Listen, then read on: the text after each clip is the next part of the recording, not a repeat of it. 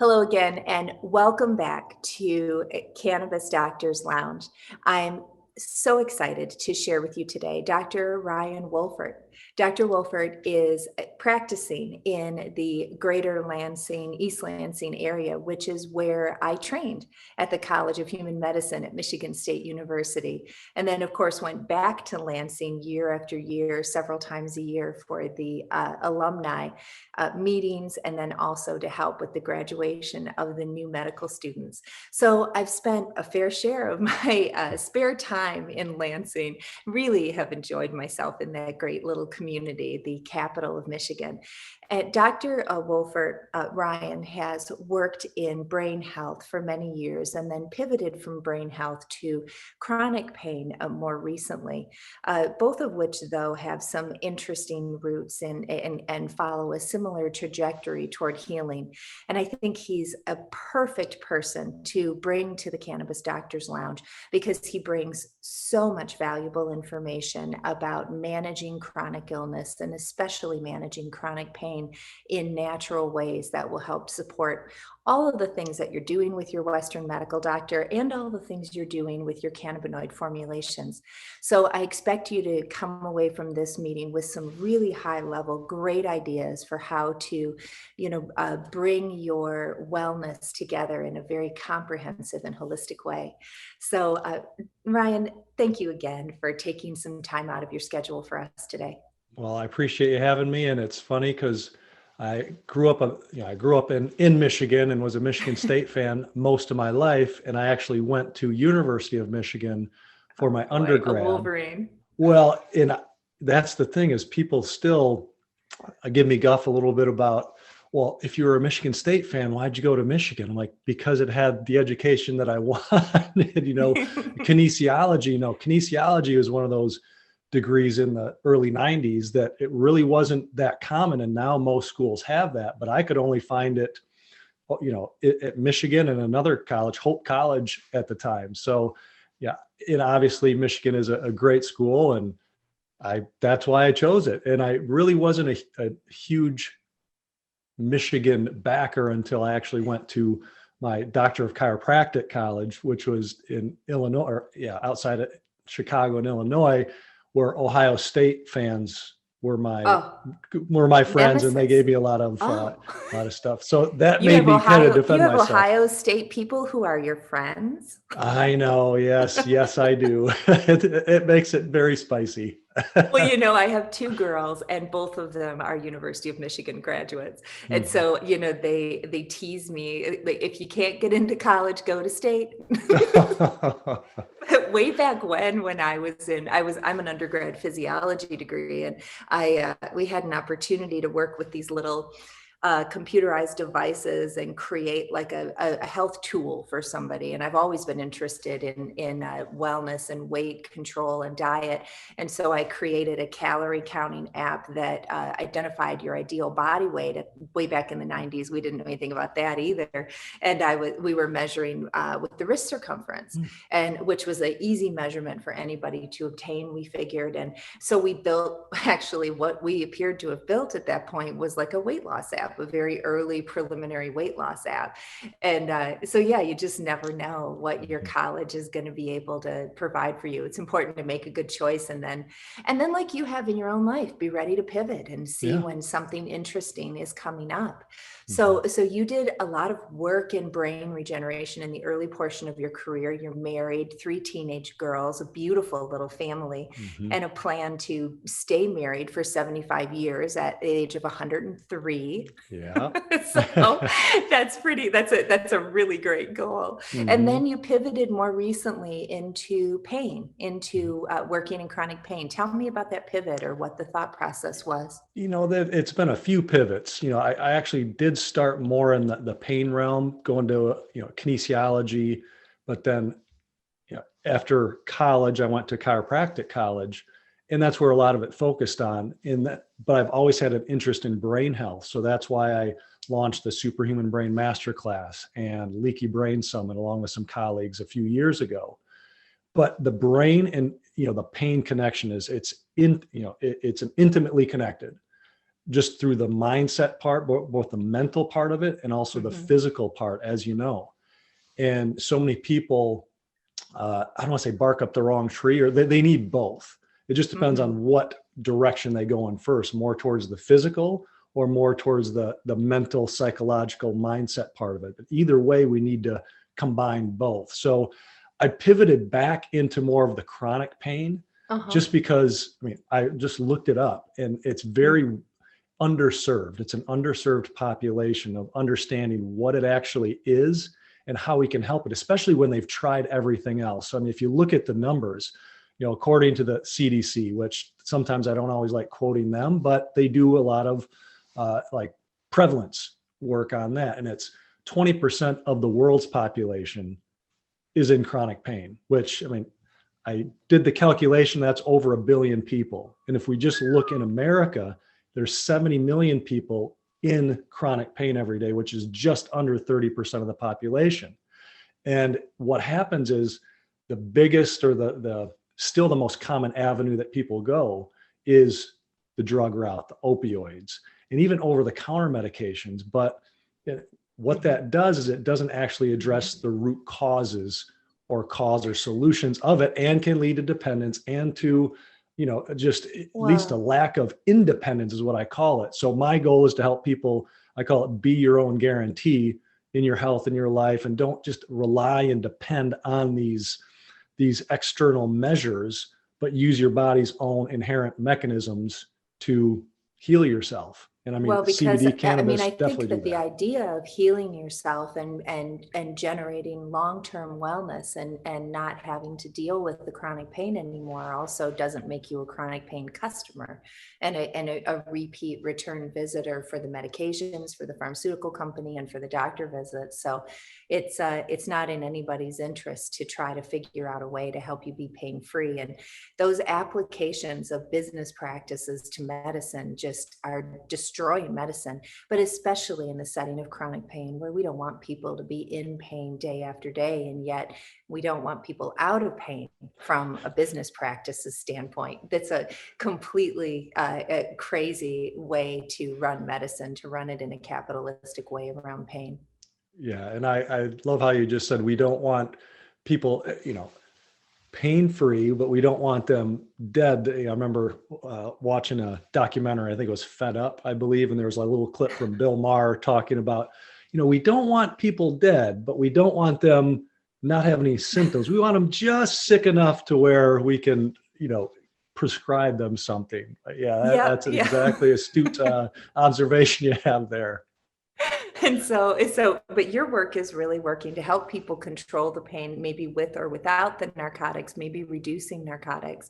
And what do you find? I mean, there's a whole armamentarium, of course, but I'm sure you have like a consistent series of recommendations that are really important for people dealing with chronic pain. Absolutely. And I Now, guess maybe we should even reverse and start talking about chronic pain first. mhm. Like how do you define chronic pain? Like pain that is being generated for 3 months or more, that's not responding to the measures that have been applied to get it under control. Yes, typically it could be migraines. It could be head. I have a migraine story where that was my first like big aha type moment, to where Yeah. like where I was sitting in school and I got when I was 13 years old, and I didn't know Yes. what the heck it was, and I got a migraine headache after having like these symptoms of tingling in my hand and Mhm. not being able to see. It's called an aura. Mhm. And I got it, went home, went to bed, and I'm assuming my mom gave me some Tylenol or something like that, but we were never big on, with every ache and pain or cold, infection, like sinus type problem, runny nose, like running to the doctor. But Mhm. anyway, with headaches, I had suffered with headaches before them, but this was a different type of one. So it Mhm. went away after a couple of days, but then I got another one a week But later. then, yeah. Went down to the school office and asked the secretary, do you have any Tylenol? Because I have a huge headache. And I told her what had happened, and what she said actually changed the course of of my health without me even knowing it. Again, in the 8th grade at 13 years old, again, I preface this by saying I didn't know, like, boom, this is what I wanted to do. And I never wanted to take any medications. It was just, this was like the pivot point there where she said, it sounds like you have a pinched nerve. You should go see my chiropractor. And so she called my mom, told my mom, I went to see him. He took x-rays and showed me exactly where my mom, where the problem was. And I was set on the course of that. And, looking back, that was the first time as I was thinking about helping people, like, again, in the last few years, like, be your own guarantee. Don't depend on a broken system or medications. There's something inside that you can heal yourself. Obviously, this was a process that I went through. So that is one of the first things that I look at is how is your physical self? Okay. And I call it the ABCs, where we'll get into what those are, but C is conditioning your spine, conditioning your body, your posture, so you can have the resources to build the resilience to help your body actually heal instead of wasting all this energy just fighting gravity in general. So I want to make sure, and this is where, like, the whole brain comes into play too, is the brain is connected to your body, one of the parts, through the spinal cord, which is inside your spine. So if your posture isn't in the ideal position, and there's been research done to show what is the ideal position to put, no tension or minimal amount of tension in the spinal cord, through, just like there's blood pressure normals and there's, A1C normals, just like there's normal blood measures. It's the same thing with your spine and posture.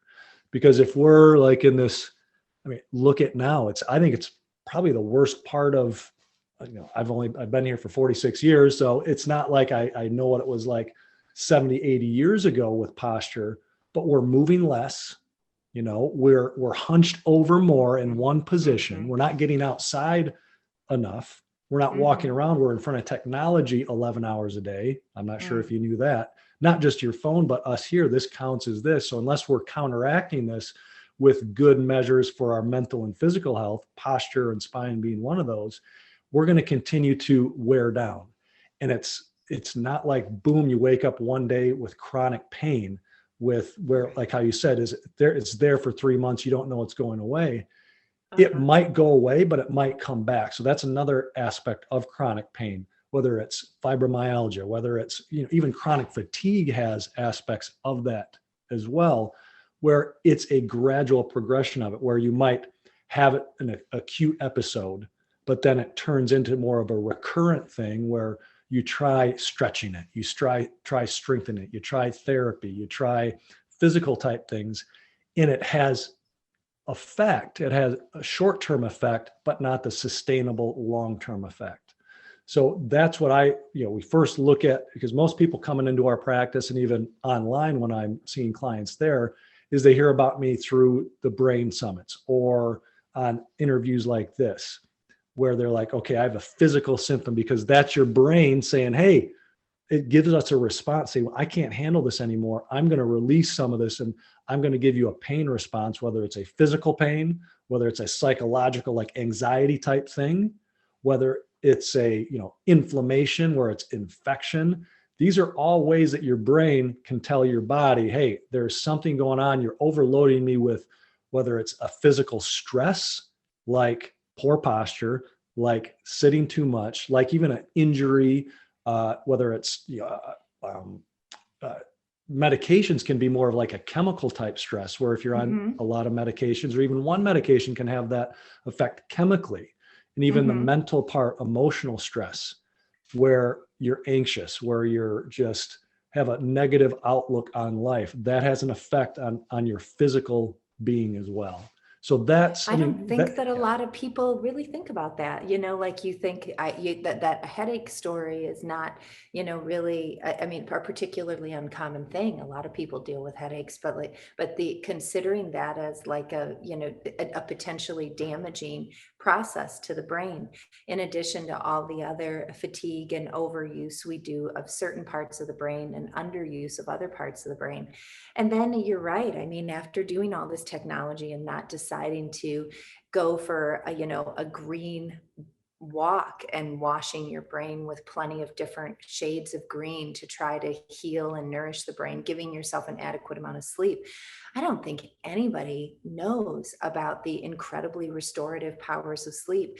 And then oftentimes, even when they do understand that the brain is like healing and shrinking and expanding, almost like a sponge squeezing itself out repeatedly over the sleep, I don't think that it takes a really long time for people to take that data and turn that into a modification of their sleep patterns. Like, people will tell me, "Oh my God, have you heard about this? Do you know about this?" Yeah, well, I do know about that. And then 3 or 4 days later, they're telling me how they pulled an all-nighter to get a project done. And oh my gosh, I mean, I guess we all did that, back in our 20s. I probably spent in medical training the better part of a decade, not sleeping every third night. But hopefully a lot of those behaviors are, avoided now with the new laws for how we take care of medical students. But oftentimes people really do shortchange their brain health for everything else, for the other, for just moving things forward in your life. Yeah. We'll sleep when, I'll sleep when I'm dead. How often have I heard that? Or just, and this type of stuff it's like a little weed that gets planted, or like a little seed gets planted, and like, okay, it's okay for me not to sleep. Sometimes you can catch up, sometimes you can't. And I love, in our line of impact, not even line of work, it's in our line of impact where we try to create that, is sometimes I don't know about you, I'll speak for myself. I get fooled into thinking that everybody knows this stuff, right? But like how you said, people don't, some don't even know how much water to drink, or like adding a little bit of lemon, or just these little things that don't take any time to do, how profound of an impact that can have on the health. And, for me, I was one of those where I don't function well when I didn't sleep. And even now I don't function well. And sometimes people say, no, I only need 4 hours of sleep, but you can tell from their health history that, okay, they think because they've gotten used to it. They've gotten used to functioning. You think you need 4, Functioning at but a you lower need level. 7. Yes. Mm-hmm. Like everybody else, you can't cheat it for very long. What do you think, in your whole like holistic approach, what do you think is the biggest association with chronic pain? What do you think that we can do first to try to get chronic pain managed? Oh man, this is assuming, like, especially for people who have tried everything. We hear that a Realizing lot. that assuming makes an ass out of you and me, right? So Well, you yes. have to recognize that I people want to, have like, tried everything, but not I want necessarily. to, exactly, because there's so many things out there, just sleep in general. Like, have you done that? But actually creating a good sleep environment. I like to point to, especially when we're talking about like even addiction and how the brain works, and dependence on other things, is the whole mindset portion of it. And mindset has gotten like a kitschy term now, like, oh, I have to have a positive mindset. But it really is, that's the A in the ABC, is align. You need to align with what you say that you want, essentially. Mm-hmm. And then B is breathe, which we can get into as well. But alignment is when you've tried, or feel like you've tried all the physical things. That is a huge one, because that sets the foundation of what you're actually doing. Because most of our thoughts are negative, and we think we're never going to get better. And the brain creates this program in our head and our body saying, okay, I'm going to take actions that's in alignment with what I think is going to happen. And which, if you think nothing is going to happen, if they think it's not going to help, whether consciously or unconsciously, and most of these thoughts are unconscious, then it's going to have limited results. Again, you might have that short-term effect, but you're also not going to have that long-term. It's not going to be sustainable.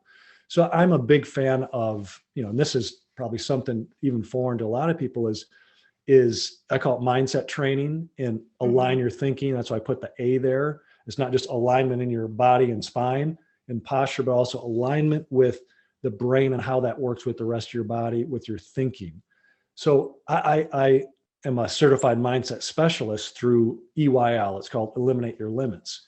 And it was one that resonated the most with me, because it's someone that I've been friends with for 20 some years, but we lost track of each other over the last 5 years before we just came back into each other's lives. And he explained it in a way of how it works on the brain, because there's also a neurology of mindset, neurology of coaching part of that in this certification, and how like these 4 pillars that we do every day and teach our chronic pain patients, or just, I mean, anybody can do it because it applies to all walks of life, to help to retrain the unconscious mind.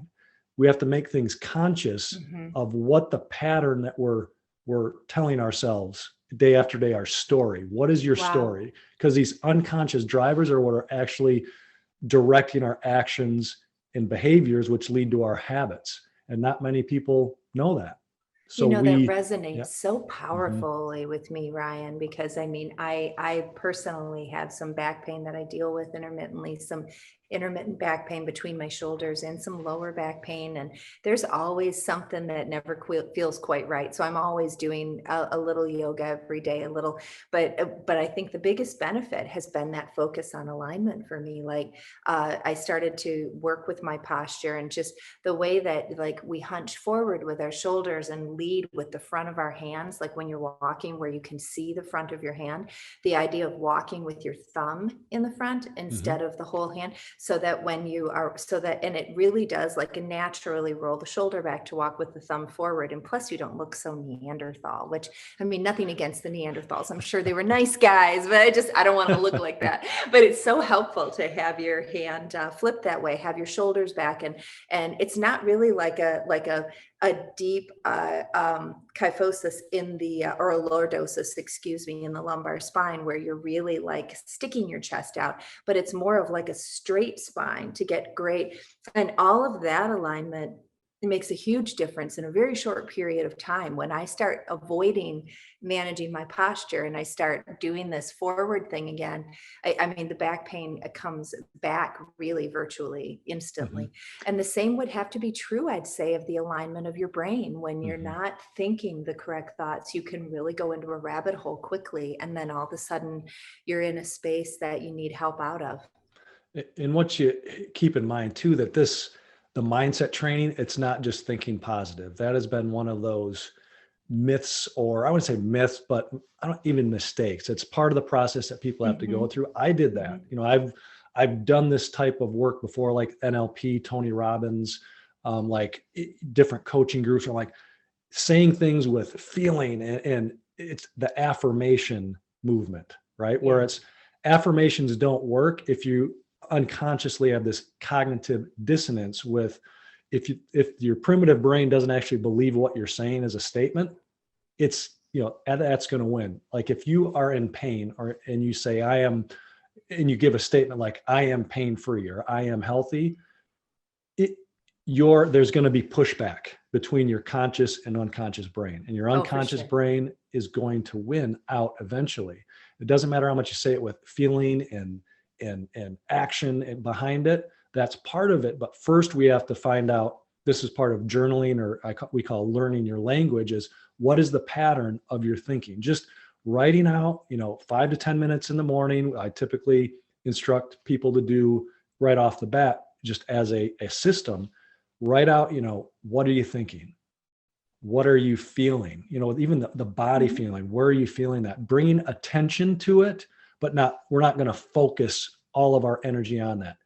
And if you can't do that very well, because some people are just caught up in that pit of despair, or this, irritation or frustration or discouragement or stress, mental stress, that they can go down in that pit, and it can make it worse, because now we're giving our full focus and attention to that issue.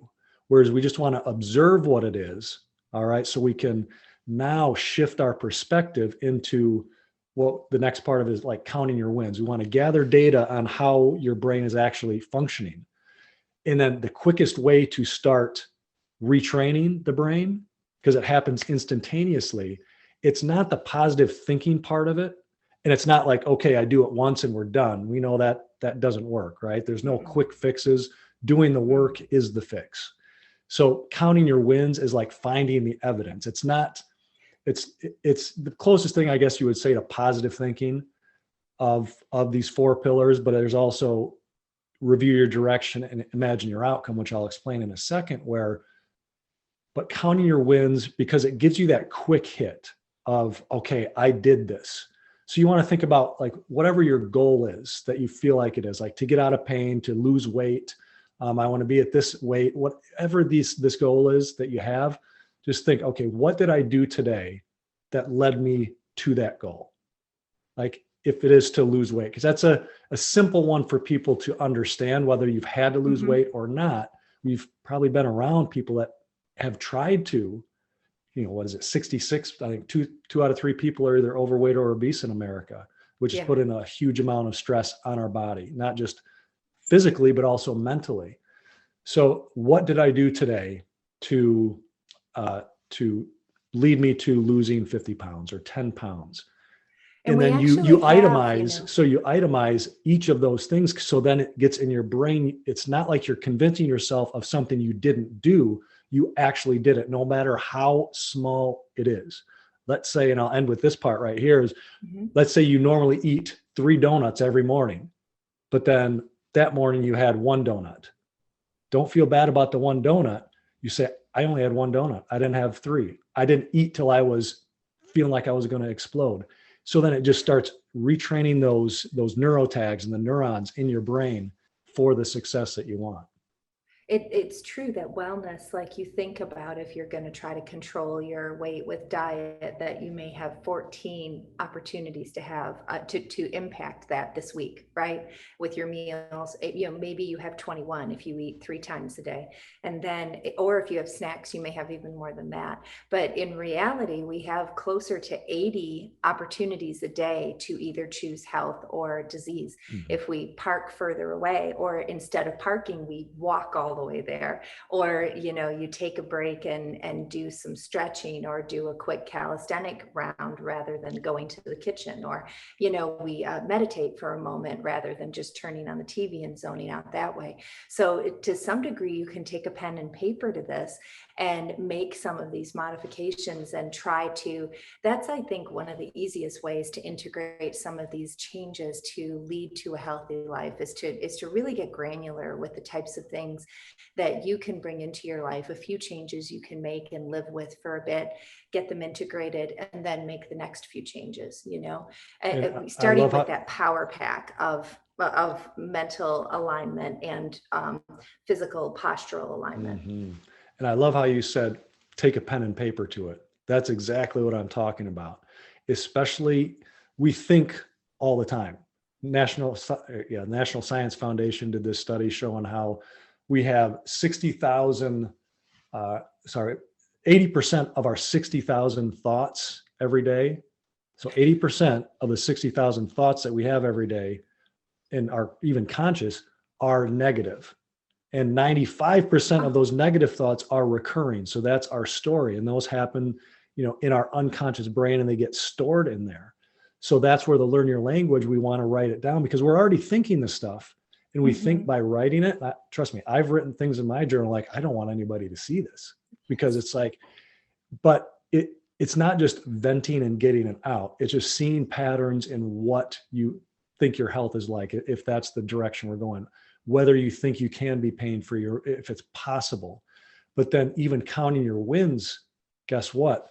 By writing it or saying it out loud, now your brain has 3 repetitions of seeing that. And experiencing that when we think it, when we write it, and then when we see it.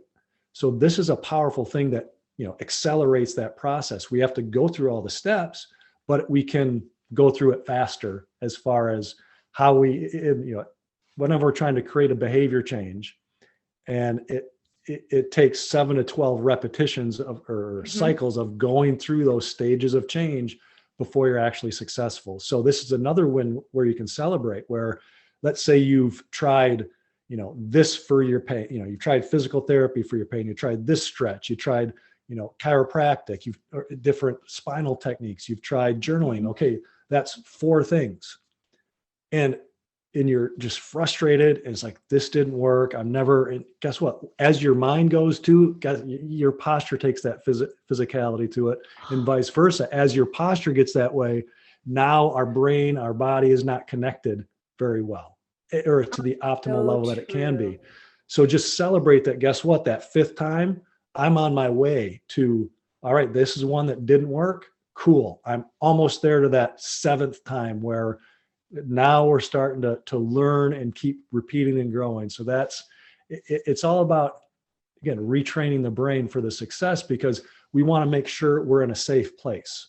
We want to make sure our brain is in a safe place, because if we continue putting it into a stressful, threat-like state, then it's going to send that message. We're filling up our stress bucket, our threat bucket, and that's going to overflow, or it's going to create more responses in your body. And you're going to wonder, why I've never had this before. That's another common comment that I've had, is like, I've never had this before. You know, a lot of people haven't had cancer till they've had that before. A lot of people haven't had a heart attack till they've had that. It's not one time of not taking care of your brain and body. It's the repetitive act of either the amp power that we do to get ready, or the slow and steady neglect that we give it. And that's, you mentioned the 80 times, we have 80 times, for example. Let's give that number of where we can choose to the healthy option or the poor option. What the brain will do is, if you choose the healthy option 5 times out of the 80, it will say, crap, 75 times I didn't do it. You're a failure. Where the counting your wins and finding the evidence is those 5 times, focus on those. And you're going to have more than likely the yeah buts as you're doing this. And this is a daily action of counting your wins.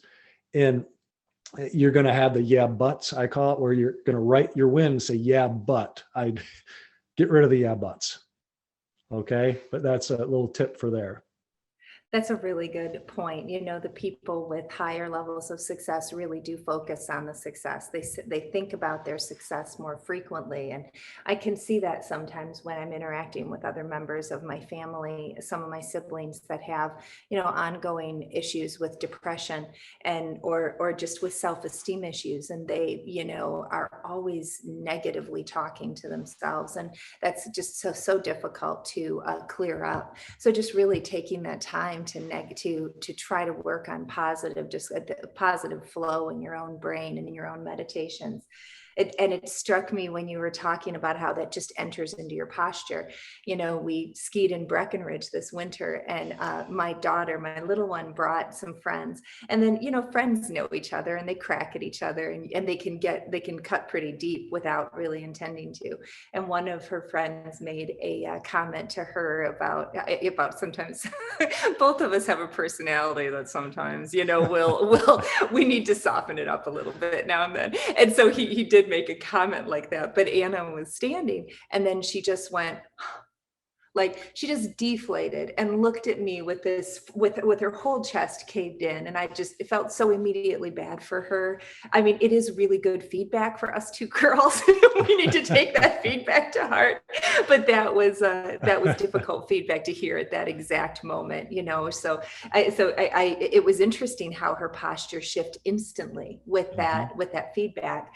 So I'm really glad for you to bring that up. So it's good for all of us to think about, maybe catch yourself when you're in the middle of a negative spiral, and then actually, take stock of what is happening to your body at that moment and how you're positioning your body. And if you're slumped over in your chair, you're contributing to that low back pain. Yeah. Or if you're, or if you are, it's a good idea to try to think about the brain and body alignment.